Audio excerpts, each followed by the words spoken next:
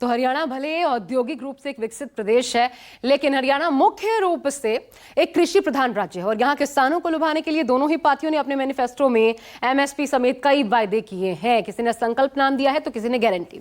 अब चलिए आज हम आपको इसी हरियाणा प्रदेश में किसानों से जुड़े कुछ जरूरी इंटरेस्टिंग आंकड़े भी दिखा देते हैं। तो सबसे पहले तो हरियाणा में कितने फीसदी किसान हैं उसका एक आंकड़ा आपके सामने। कुल मिलाकर के है 81.83%। सीमांत यानी कि छोटे किसान है 67%, सबसे ज्यादा यही किसान है।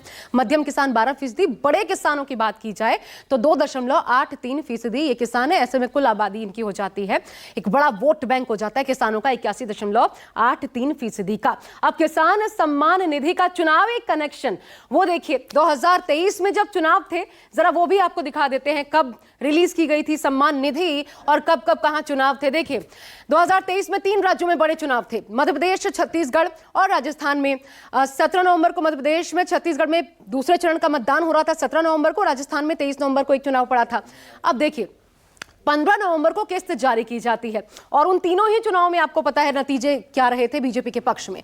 2024 में अब जब चुनाव है तो 5 अक्टूबर को हरियाणा में चुनाव है और 8 को आपको पता है नतीजे सामने आएंगे। और किस्त कब जारी हो रही है तो वो भी 5 अक्टूबर को, ठीक मतदान के दिन। और ये आप जानते हैं बखूबी कि अप्रत्याशित रूप से जो पहले 3 राज्यों की मैंने बात की, पिछले साल चुनाव हुए, मध्य प्रदेश, छत्तीसगढ़, वहां पर बीजेपी की सरकार बनी और राजस्थान भी। इसमें किसान सम्मान निधि का किसानों के मन पर कितना असर पड़ा, हालांकि इस पर चर्चा जरूर हो सकती है, लेकिन चुनाव के करीब ऐसे ऐलान बीजेपी की सोची समझी स्ट्रैटेजी का ही हिस्सा नजर आते हैं। एक डैमेज कंट्रोल की कोशिश नजर आती है।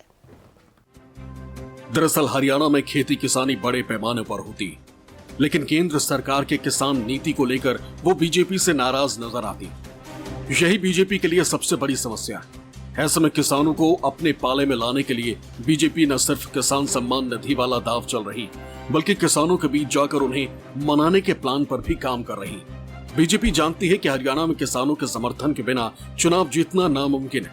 यही वजह है कि पार्टी ने तुरंत इस पर काम करना शुरू कर दिया है।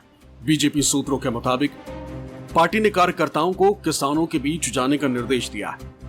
अभियान चलाने की जिम्मेदारी बीजेपी की किसान मोर्चा को दी गई।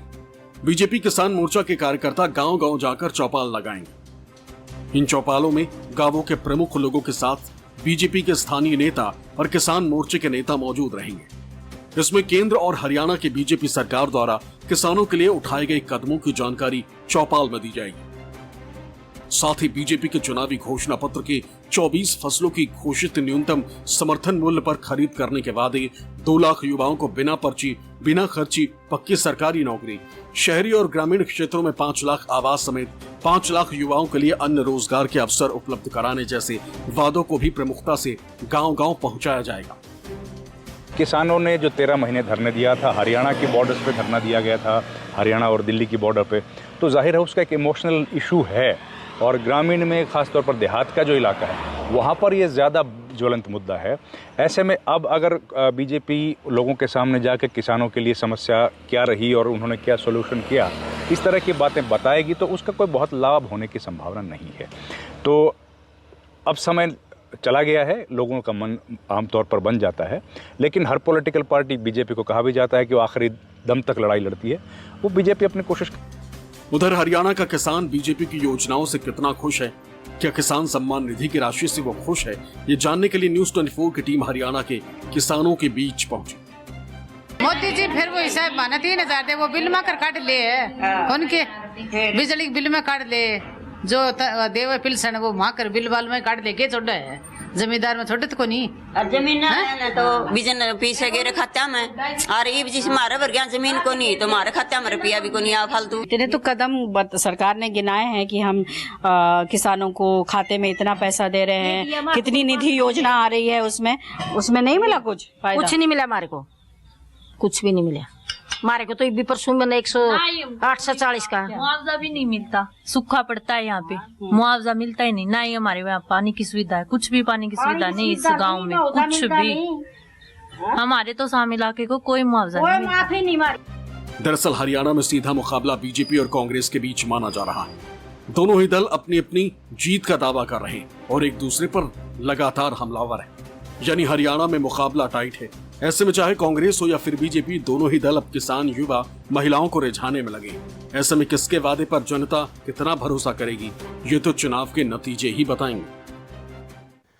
तो ये जो आपने सुना, जो हमने आपको दिखाया, बातचीत एक महिला रिपोर्टर की महिलाओं के साथ, दरअसल ये रैंडमली आप कहीं भी चली जाइए, ऐसी नाराजगी बीजेपी के खिलाफ है। इसका एक ताजा उदाहरण खुद मनोहर लाल खट्टर के सामने तब सामने आया था जब वो एक छोटी सभा को संबोधित कर रहे थे। वहां पर एक युवा जो चुप नहीं बैठ सकता, खुलकर उसने कह दिया कि इस बार तो बीजेपी जा रही है और हिसार में तो कतई नहीं जीतने वाली। और वहां पर मनोहर लाल खट्टर खूब नाराज हुए, उस युवा को उस सभा से बाहर निकाल दिया। तो ये हो रहा है, ये दरअसल जमीन पर इस वक्त हवा का रुख दिख रहा है। लेकिन देखिए, जहां जहां चुनाव है वहां किसानों पर बीजेपी का दम कैसे दिखाई दे रहा है, क्या कर रही है बीजेपी। ऐसे में किसान सम्मान निधि से ही इसे जोड़कर समझने की कोशिश करते हैं। हरियाणा और जम्मू कश्मीर, देखिए सम्मान निधि 6,000 रुपए करके मिलते हैं, आपको पता है, 4 महीनों के भीतर। तो गृह मंत्री ने वादा किया है 6 से बढ़ाकर हम इसको 10 कर देंगे दोनों ही राज्यों में, हरियाणा जम्मू कश्मीर में, यानी कि 4,000 वो जो राज्य सरकार की तरफ से आया, कुल मिलाकर के 10,000। यहां झारखंड में देखिए सम्मान निधि 6,000 है हर साल। सहायता राशि 5,000 राज्य सरकार, अगर राज्य में सरकार आती है तो मिलेगी 5 एकड़ तक भूमि वाले किसानों को। तो ये हो गया कुल मिलाकर के 11,000। अब किसान वोट बैंक को देखते हुए दोनों राज्यों में चुनावी ऐलान इस प्रकार का हो चुका है। अब हरियाणा में किसान क्यों जरूरी है, आइए ये भी जान लेते हैं। और आप बखूबी जानते भी होंगे, लेकिन हम पॉइंटर्स में आपको दिखाते हैं। सबसे बड़ा प्रदेश का वोट बैंक 81.83% हमने आपको दिखाया, इसलिए जरूरी, सबसे पहली बात। दूसरा, ज्यादातर सीटों पर यही किसान निर्णायक भूमिका में है, जिन पर दोनों ही पार्टियों का बड़ा स्टेक लगा है। बीजेपी से नाराज है किसान, छिपी छिपाई बात नहीं है, खुलकर सामने बोलने से परहेज नहीं करते। अब डैमेज कंट्रोल के लिए सम्मान निधि का ये दाम चला गया है। लेकिन 2 बयान आपको याद दिला दे। मनोहर लाल खट्टर ने हाल फिलहाल कहा था, बॉर्डर पर जो लोग बैठे थे इन 13 महीनों में किसान थोड़ी थे, वो तो किसानों का मुखौटा पहनकर बैठे थे। इधर कंगना रनौत ने कह दिया कृषि कानूनों की मांग फिर करे किसान, क्योंकि वो उनके हित की बात थी। ये अपील करें किसान प्रधानमंत्री से। तो इस बयान ने भी किसानों को नाराज किया। हालांकि अब किसान सम्मान निधि का ये जो आखिरी दावा है, दिवाली के पहले किस्त रूपी दाम, बीजेपी को वाकई दिवाली मनाने का मौका मिलेगा चुनाव बाद? फिलहाल इस पर अब भी बड़ा प्रश्न है। अक्टूबर में किसका होगा प्रमोशन, किसका कारोबार पकड़ेगा रफ्तार, अक्टूबर में कौन सहेगा घाटा और किसको होगा